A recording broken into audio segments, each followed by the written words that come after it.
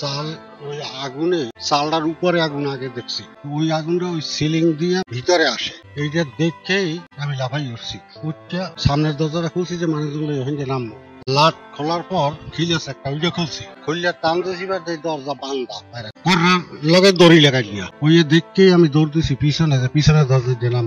যখন ওই লাট খুললে আবার ওইভাবে খিল খুলছি, টান দিয়েছি, এই দরজা আসে না, বান্ধা ওটাও। এবার বহু শক্তি দিয়া একটা কপাট ছুটেছি, আর একটা বান্ধা বাইরে খুলে টানাক দিয়া।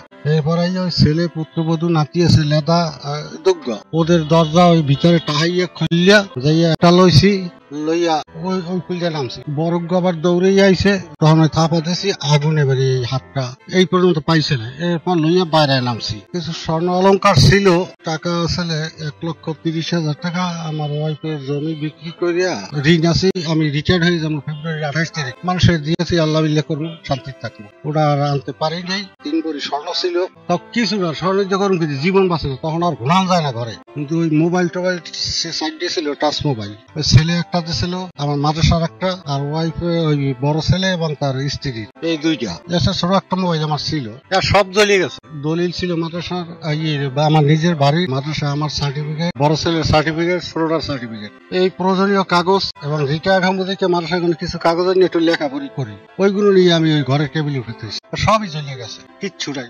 সরকারের পক্ষ থেকে যদি একটু সাহায্য পাই, কে বা কাহারা দিচ্ছে আমার জানা নাই, আমি দেখিনি। আমি দেখছি খালি চালের উপর দিয়ে আগুন দক্ষিণে দৌড়ায়, ওই দেখতেই ওই বাচ্চা কাচ্চা লই বেরিয়েছে। এখন সরকার যদি একটু আমার সপক্ষে চেষ্টা করে বিষয়টা নিয়ে, এইটাই কামনা। এই যে ঘটনাটা, এটা আমি পূর্বে বলছি যে এটা আমাদের হচ্ছে শত্রুতা থাকবেই। যেমন আমার সাথে আমাকে সবাই ভালোবাসবে, এটা কোনো কথা না, আমি সবাইকে ভালোবাসবে, এটা কোনো কথা না। তাই বলে পরিবারের উপর হামলা আসবে, এটা কিন্তু আসলে ন্যাক্কারজনক ঘটনা। কাফি ভাইয়ের শত্রু থাকতে পারে, তাই বলে তার পুরো পরিবার শেষ করে দিবে। যেমন এই ঘটনাটা বাইরে থেকে আটকানো ছিল দরজা, যেটা শুনলাম আর কি, আমি দেখিনি, যেটা শুনলাম যে বাইরে থেকে দরজা লাগানো ছিল এবং ঘরের 2 সাইড থেকে আগুন।